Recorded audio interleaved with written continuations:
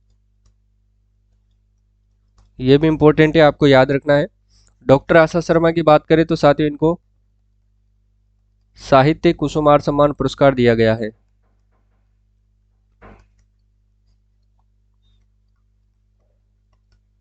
साहित्य कुसुमार सम्मान से इनको जो है वो नवाजा गया है, इंपॉर्टेंट है, याद रखिएगा। ठीक है, आगे देखते हैं कि निम्नलिखित में से किन को पद्मश्री 2023 से सम्मानित किया गया है। 2023 की बात करें तो अवनी लेखरा की बात करें तो साथियों इनको 2022 में सम्मानित किया गया है। देवेंद्र झाझड़िया की बात करें तो इनको पद्म विभूषण 2022 से सम्मानित किया गया है। ठीक है, पद्म विभूषण, सॉरी, पद्म भूषण से इनको सम्मानित किया गया है और 2022 इनको दिया गया था। राजीव महर्षि की बात करें तो इनको भी पद्म भूषण दिया गया था। ठीक है, और पद्म भूषण कब दिया गया था, तो इनको भी 2022 के अंतर्गत दिया गया था। ठीक है, अहमद हुसैन की बात करें तो इनको 2023 के पद्मश्री से सम्मानित किया गया है।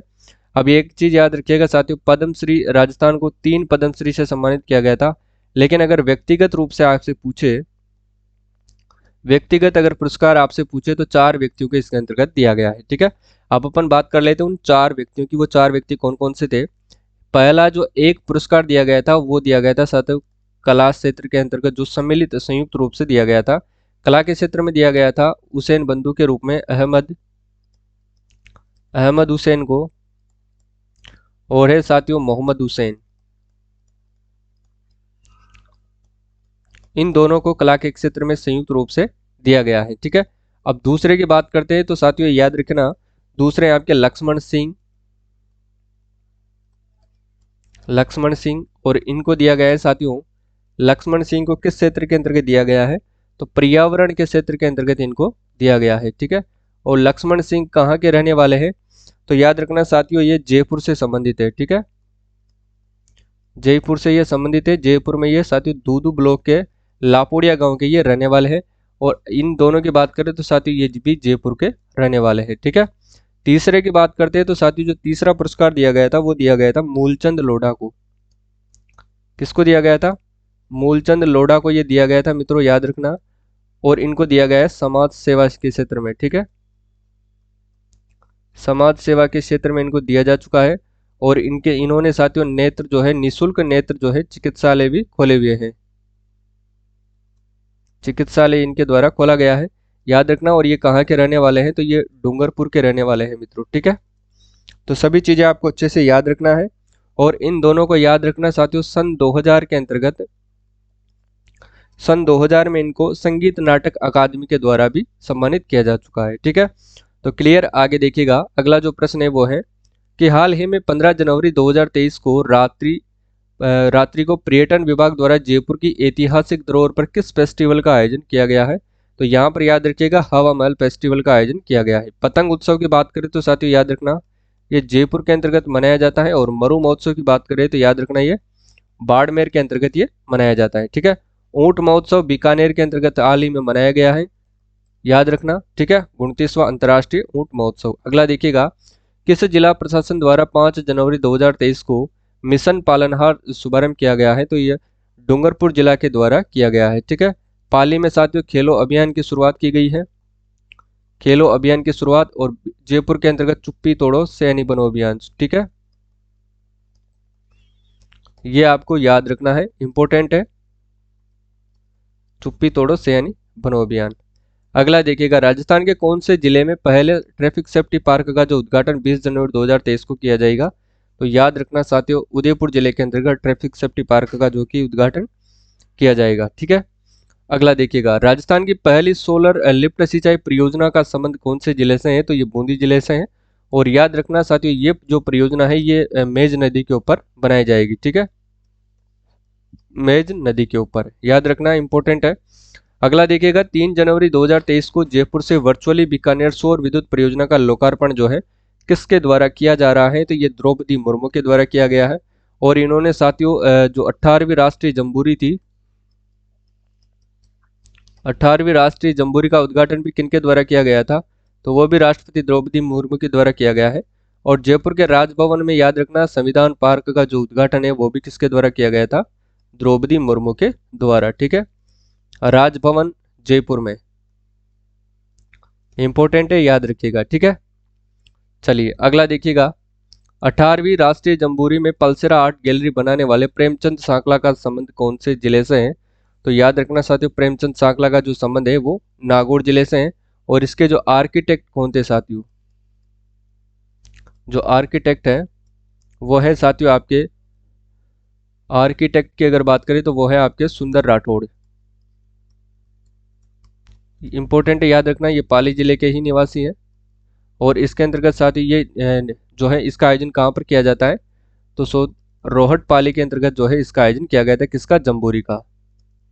रोहट पाली के अंतर्गत, और इसमें लगभग 35,000 स्काउट्स एंड गाइड्स जो है वो भाग लेते हैं। ठीक है, अगला देखिए।